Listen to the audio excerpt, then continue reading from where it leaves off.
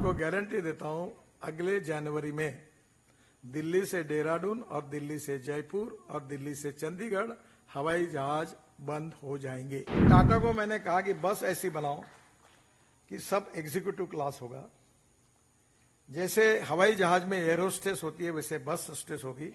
चाय कॉफी नाश्ता सबको मिलेगा। टिकट रेट डीजल बस की तुलना में मिनिमम 30% कम होगा। इसी एग्जीक्यूटिव बस अभी हम रोड बना रहे, दिल्ली से देहरादून 2 घंटे में, और हम अगर दिल्ली से जयपुर 2 घंटे में, और ये बस अगर चलाएंगे और टिकट रेट अगर डीजल बस की तुलना में 30% कम होगा, तो अपनी गाड़ी लेके लोग क्यों जाएंगे? और हवाई जहाज तो बंद ही हो जाएगा। आज आत्मनिर्भर भारत बनने के लिए हम अनेक क्षेत्रों में जा रहे हैं।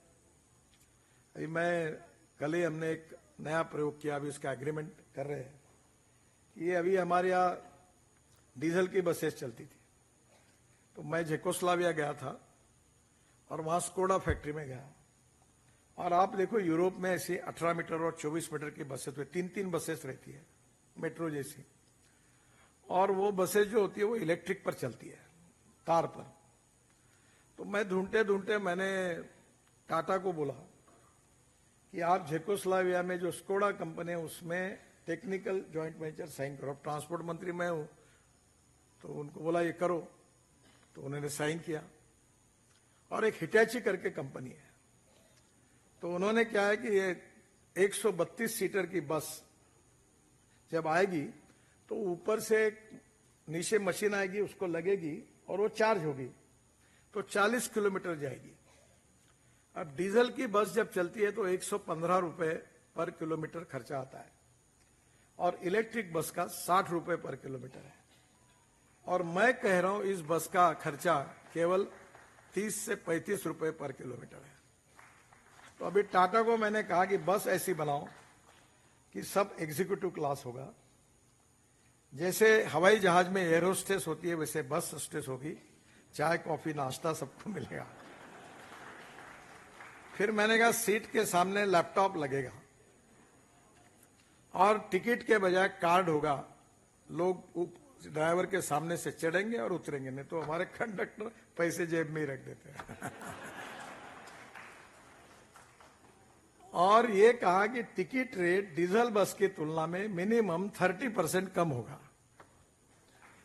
अब मुझे बताइए, इसी एग्जीक्यूटिव बस अभी हम रोड बना रहे, दिल्ली से देहरादून 2 घंटे में, और हम अगर दिल्ली से जयपुर 2 घंटे में, और ये बस अगर चलाएंगे और टिकट रेट अगर डीजल बस की तुलना में 30% कम होगा, तो अपनी गाड़ी लेके लोग क्यों जाएंगे?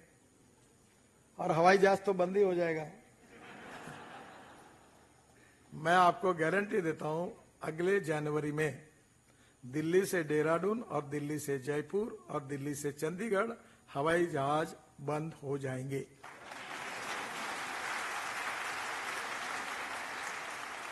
मैंने जब मुंबई और पुणे के बीच में हाईवे बनाया, तो जेट एयरवेज की 9 फ्लाइट्स रोज मुंबई से पुणे जाती थी। जब से मैंने हाईवे बनाया, 2 घंटे में आते, तो फ्लाइट बंद हो गई।